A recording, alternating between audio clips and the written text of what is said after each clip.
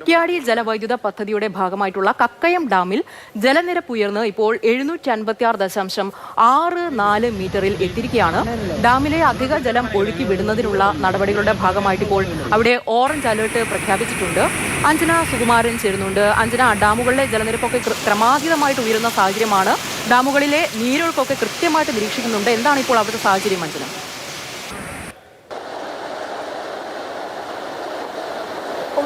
കഴിഞ്ഞ ദിവസം, അതായത് രാത്രിയിൽ ഉൾപ്പെടെ ഈ ഡാമിന്റെ വൃഷ്ടിപ്രദേശങ്ങളിലൊക്കെ ശക്തമായ മഴ ലഭിച്ചിരുന്നു. എന്നാൽ കോഴിക്കോട് ജില്ലയിൽ താരതമ്യേന മഴയുടെ ഒരു ശക്തി അത് കുറഞ്ഞിട്ടുണ്ട് എന്ന് തന്നെ പറയാം. രാത്രിയിൽ ശക്തമായ മഴ ഉണ്ടായിരുന്നില്ല. കഴിഞ്ഞ ദിവസങ്ങളെ അപേക്ഷിച്ച് അത്രത്തോളം ശക്തമായിരുന്നില്ല മഴ ലഭിച്ചത്.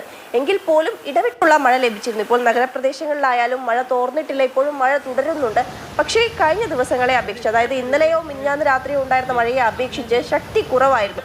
അത് മലയോര മേഖലകളിൽ ഉൾപ്പെടെ ശക്തി കുറഞ്ഞ മഴയായിരുന്നു രാത്രിയിൽ ലഭിച്ചത്. അവിടെ ഇടവിട്ടുള്ള മഴ ലഭിച്ചിരുന്നു.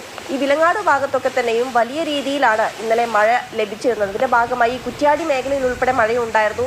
കുറ്റ്യാടി ജലവൈദ്യുത പദ്ധതിയുടെ ഭാഗമായുള്ള കക്കയം ഡാമിലാണ് 756.64 മീറ്ററോളം ജലസംഭരണിയിൽ വെള്ളത്തിന്റെ അളവ് ഉയർന്നിട്ടുള്ളത്. അത് രണ്ടാം ഘട്ടമായാണ് ഓറഞ്ച് അലേർട്ട് നൽകിയിട്ടുള്ളത്. ഇന്നലെ ബ്ലൂ അലേർട്ട് നൽകിയിരുന്നു.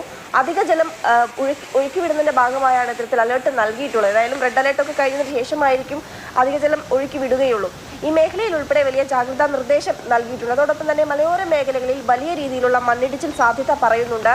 മലയോര ഹൈവേയിൽ 28-ാം മൈൽ മുതൽ തലയാട് വരെ ഗതാഗത നിയന്ത്രണം ഏർപ്പെടുത്തിയിട്ടുണ്ട്. ഇവിടെ പല മേഖലകളിലും മണ്ണിടിയുകയും ചെയ്തിരുന്നു. ഇന്നലെ രാത്രിയും 26-ാം മൈലിൽ മണ്ണിടിഞ്ഞിരുന്നു. അതുകൊണ്ട് തന്നെ ഇന്ന് വൈകിട്ട് വരെ ഈ റൂട്ടിലേക്കുള്ള ഗതാഗത നിയന്ത്രണം ഏർപ്പെടുത്തിയിട്ടുണ്ട്. മഴ കുറയുന്നതുവരെ, ശമിക്കുന്നതുവരെ ഈ മേഖലയിലേക്ക് ഗതാഗത നിയന്ത്രണം ഉണ്ടായിരിക്കും. മലയോര മേഖലകളിലേക്ക് എല്ലാം തന്നെ ഗതാഗത നിയന്ത്രണം ഏർപ്പെടുത്തിയിട്ടുണ്ട്. ഏതായാലും ജില്ലയിൽ 5 താലൂക്കുകളിലായി 13 ദുരിതാശ്വാസ ക്യാമ്പുകൾ ഇതുവരെ ആരംഭിച്ചിട്ടുണ്ട്. ഏതാണ്ട് 367 പേരാണ് ഈ ക്യാമ്പുകളിൽ താമസിക്കുന്നത്.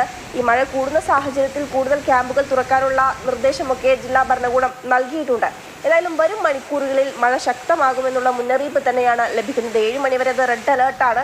പക്ഷേ അത്രത്തോളം ശക്തമായ മഴ ഇതുവരെയും ലഭിച്ചിട്ടില്ല. ഒരുപക്ഷെ മണിക്കൂറുകൾ പിന്നിടും തോറും മഴ ശക്തി പ്രാപിക്കാനുള്ള സാധ്യത പറയുന്നുണ്ട്. ഇന്നലെയൊക്കെ താമരശ്ശേരി ഈങ്ങാപ്പുഴ ഭാഗത്തൊക്കെ വലിയ ശക്തമായ മഴ ലഭിച്ചിരുന്നു. ഈ കൊല്ലകൽ ദേശീയപാതയിലേക്ക് വെള്ളം കയറുകയും ദേശീയപാതയിൽ ഗതാഗത സ്തംഭനം ഉണ്ടാവുകയും ഈ മേഖലയിലെ വീടുകളിലേക്ക് ഉൾപ്പെടെ വെള്ളം കയറുകയും ഒക്കെ ചെയ്തു. നഗരത്തിൽ ഇപ്പോഴും മഴ തുടരുന്നുണ്ട്. നഗരത്തിലെ പ്രധാനപ്പെട്ട താഴ്ന്ന പ്രദേശങ്ങളൊക്കെ വെള്ളത്തിനടിയിലാണ്. റോഡിലൊക്കെ വെള്ളം കയറിയിട്ടുണ്ട്. Kottuli stadium junction, Mavoor road മേഖലയിലൊക്കെയും വെള്ളം കയറിയിട്ടുണ്ട്. ഈ മാവൂർ മേഖലയിൽ ചാലിയാർ പുഴ കരകവിഞ്ഞതിനെ തുടർന്ന് ഈ മേഖലയിലെ താഴ്ന്ന പ്രദേശങ്ങളിലേക്ക്, വീടുകളിലേക്കൊക്കെ ഇന്നലെ വെള്ളം കയറുകയും ചാത്തമംഗലം ഉൾപ്പെടെയുള്ള മേഖലകളിലേക്ക് വെള്ളം കയറുകയും ഇവിടുന്ന് ആളുകളെ മാറ്റി താമസിപ്പിക്കുകയും ഒക്കെ ചെയ്തിട്ടുണ്ട്. വിലങ്ങാട് ഇതുവരെ ഒരു ദുരിതാശ്വാസ ക്യാമ്പാണ് തുറന്നിട്ടുള്ളത്. എന്നാലും നേരത്തെ ഉരുൾപൊട്ടലുണ്ടായിരുന്ന മേഖലയാണ്. 2024-ൽ ഉരുൾപൊട്ടിയ സ്ഥലമാണ്. അവിടെ പാരിഷ് ഹാളിലാണ് ദുരിതാശ്വാസ ക്യാമ്പ് പ്രവർത്തിക്കുന്നത്. ഏതാണ്ട് 107ഓളം കുടുംബങ്ങളെ ഇവിടെ നിന്നും മാറ്റി പാർപ്പിച്ചിട്ടുണ്ട്. വലിയ ജാഗ്രതാ നിർദ്ദേശം അവിടെ നൽകിയിട്ടുണ്ട്. ഈ വിലങ്ങാട് പുഴയിൽ ഉൾപ്പെടെ ക്രമാതീതമായ അളവിൽ ഇന്നലെ വെള്ളം വർദ്ധിച്ചിരുന്നു. ഈ മലവെള്ളപ്പാച്ചിലുണ്ടായി ഉരുൾപൊട്ടിയതൊരു സംശയമൊക്കെ നാട്ടുകാർ പങ്കുവച്ചിരുന്നെങ്കിലും പിന്നീട് അത്തരത്തിലില്ലാതെ മലവെള്ളപ്പാച്ചിലാണെന്ന് സ്ഥിരീകരിക്കുന്ന ഘട്ടത്തിലേക്കൊക്കെ കടന്നിരുന്നു. ഏതായാലും വലിയ രീതിയിൽ മഴ ലഭിക്കും. വരും മണിക്കൂറുകളിൽ മഴ ശക്തി പ്രാപിക്കാനുള്ള സാധ്യത തന്നെയാണ് ഏതായാലും ജില്ലയിൽ പറയുന്നത്.